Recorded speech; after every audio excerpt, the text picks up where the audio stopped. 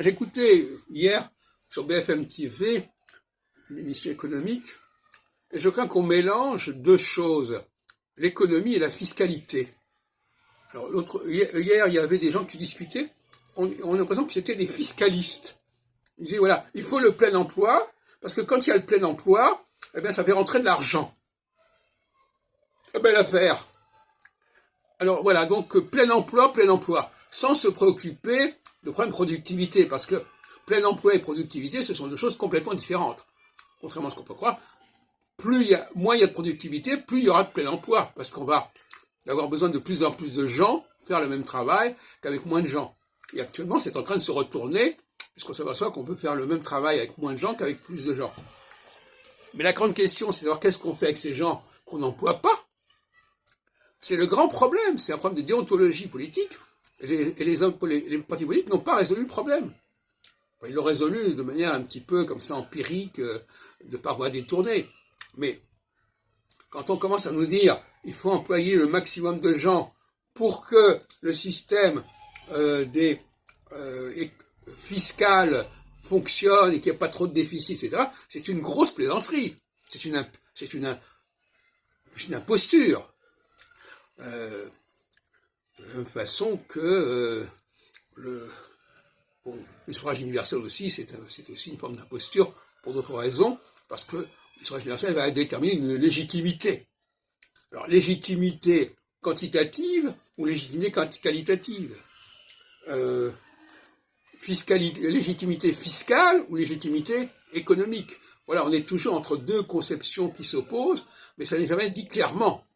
Donc, effectivement, la question qui se pose, c'est de savoir est-ce qu'il vaut mieux employer un maximum de gens parce que ça va donner des ressources fiscales, mais à quel prix?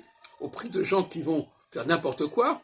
On va embaucher des apprentis qui n'ont pas de compétences particulières. Le problème de la compétence est lié directement au problème de la productivité. Moins les gens sont compétents, moins ils sont productifs. Bon. Donc, on va favoriser l'incompétence au nom du plein emploi. Alors ça va avoir des avantages, les gens seront encadrés, ils auront des horaires de travail, ce qu'ils feront pendant ces horaires de travail, on s'en fout un petit peu, du moment qu'ils font acte de présence, qu'ils pointent. Voilà, bon, c'est plus ou moins ce qui est sous-entendu. Hein. On ne va pas regarder de trop près tout ça. Et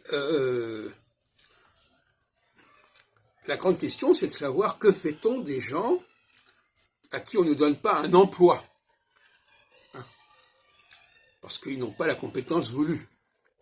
Et puis à partir de quel âge doit-on donner un emploi? Et puis qu'est-ce que c'est qu'est-ce que c'est que le travail? Je crois qu'il faut, à mon époque, dans les années 60, on parlait de civilisation des loisirs. Ben, les loisirs, c'était ça, cette idée-là. Eh bien, il faut donner aux gens des loisirs. Voilà, il faut qu'ils soient préparés au loisir, qu'ils aient une culture du loisir, une culture musicale, une culture picturale, une culture cinématographique. S'ils n'ont pas cette culture-là, ils vont tomber dans la consommation, et pour consommer, eh ben, il faut payer. Alors que les loisirs, finalement, quelque part, je ne dis pas qu'ils sont gratuits, mais enfin, écologiquement, ça ne coûte pas grand-chose, finalement, globalement, hein, à la différence de la consommation de viande, de légumes, etc. Donc, la question c'est, c'est un problème de l'éducation, il faut une culture de la cyclicité, ça j'en ai parlé ailleurs, mais aussi une culture des loisirs. Il faut que les gens prennent l'habitude d'aller à des concerts, etc. Or, on constate que par exemple, dans les salles de concert, il y a très peu de Noirs, par exemple, très peu d'Africains. Dans les concerts de musique classique, ils sont quasiment inexistants, il y en a 1%. Et aussi au niveau des...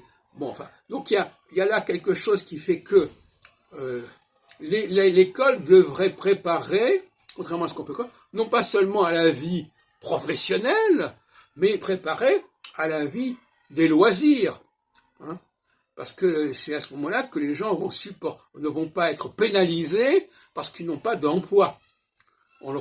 Bon, c'est la fameuse... Les loisirs, c'est aussi le sport, c'est aussi le cirque, comme on dirait à Rome, du pain et du cirque. Quand on disait ça à Rome, ça voulait dire ce que ça voulait dire. Ça voulait dire qu'effectivement, on pouvait avoir une population qui ne travaillait pas, mais à qui on offrait de quoi vivre, et après on offrait de quoi se distraire.